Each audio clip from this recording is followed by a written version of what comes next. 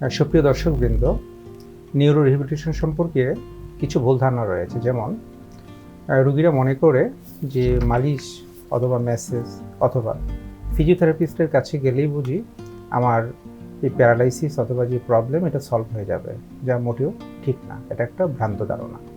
তো আমাদের কি করতে হবে যে একটা নিউরো রিহ্যাবিলিটেশন একটা কীভাবে হয়, একটা টিমের মাধ্যমে হয়, একটা মাল্টি ডিসিপ্লিনের একটা টিম অ্যাপ্রোচ।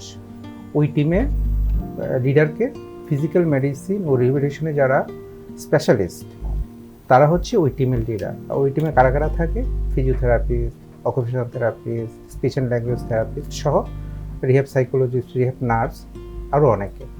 তো এখানে physical medicine and rehabilitation doctor কী করে? একটা গোল সেটিং করে।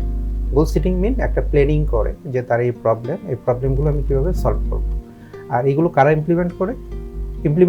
ইমপ্লিমেন্টেশনটা হয় এই যে যারা wing, physiotherapist, occupational therapist, speech and language therapist, rehab psychologist, rehab nurse, তাদের মাধ্যমে।